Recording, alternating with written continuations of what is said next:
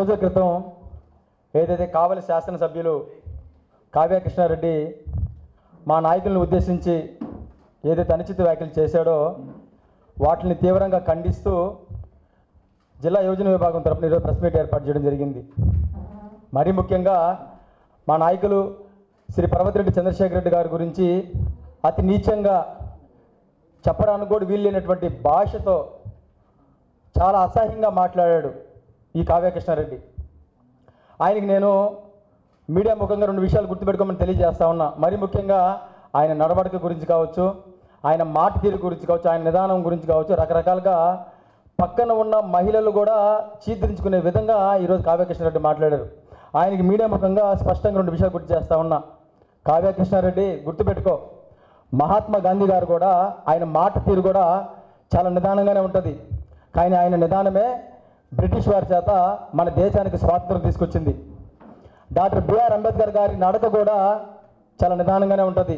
ఆ నిదానంలో ఉన్న వేగమే భారతదేశానికి రాజ్యాంగం తీసుకొచ్చింది అనే సంగతి గుర్తుపెట్టుకోమని తెలియజేస్తా ఉన్నా. ఇక పర్వతిరెడ్డి చంద్రశేఖర్ రెడ్డి గారి గురించి మాట్లాడాలంటే ఒక గొప్ప చరిత్రను సృష్టించిన వ్యక్తి చంద్రశేఖర్ రెడ్డి గారు.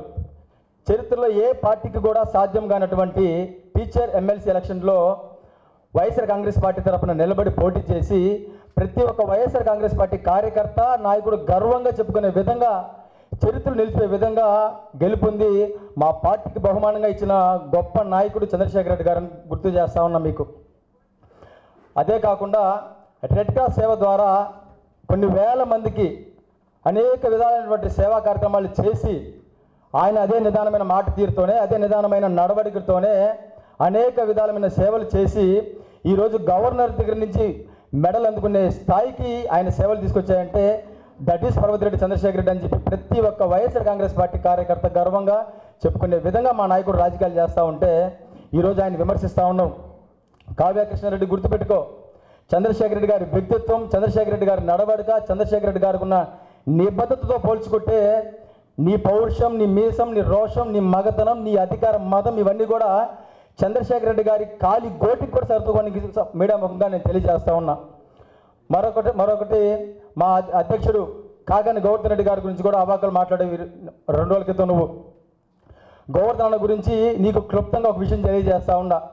ఏదైతే గోవర్ధన ప్రభుత్వం మీ ప్రభుత్వం అధికారంలోకి వచ్చినప్పటి నుంచి మిమ్మల్ని ప్రశ్నిస్తున్నాడని, ప్రభుత్వానికి వ్యతిరేకంగా ప్రజల తరపున పోరాటాలు చేస్తాడనే ఒకే ఒక కారణంతో సంబంధం లేని కేసులన్నింటి కూడా ఆయన మీద పెడితే ఆ కేసుల్లో దాదాపు 87 రోజులు ఆయన జైలు నుంచి జైల్లో ఉంటే ఆ జైలు నుంచి బయటకు వచ్చే క్రమంలో దాదాపుగా కొన్ని వేల మంది నడి రోడ్లు నిలబడి ఆయన నీరాజనం పలికారంటే అర్థమవుతా ఉంది. ఓడిపోయినా సరే రాష్ట్రంలో కావచ్చు, జిల్లాలో కావచ్చు, జనాదరణ తగ్గిన నాయకుల్లో గోవర్ధన్ రెడ్డి గారు ఒకరని తెలియజేస్తా ఉన్నా.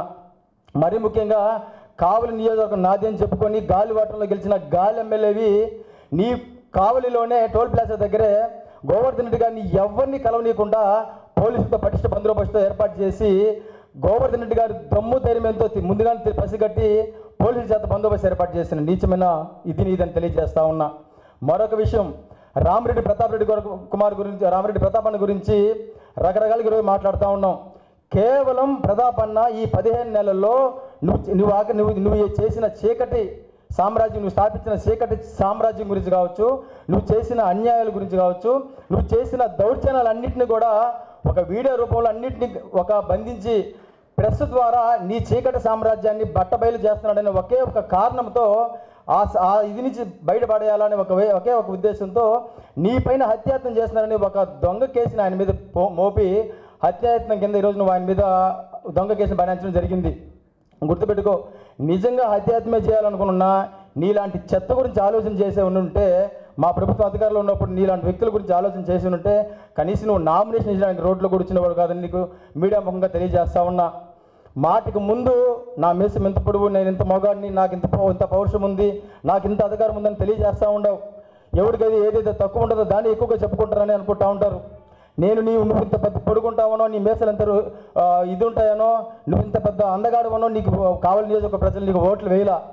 నువ్వు ప్రజలకి జవాబుదారితనంగా ఉంటావు, ప్రజలకి మేలు చేసే 4 పనులు చేస్తావనే ఉద్దేశంతో నీకు ఓట్లు వేసారు తప్పితే ఈరోజు నువ్వు మాట్లాడే నీ మాటలు పక్కనున్న నీ ప్రెస్ మీట్లో ఉన్న మహిళలు కూడా హర్షించే పరిస్థితిలో లేరు.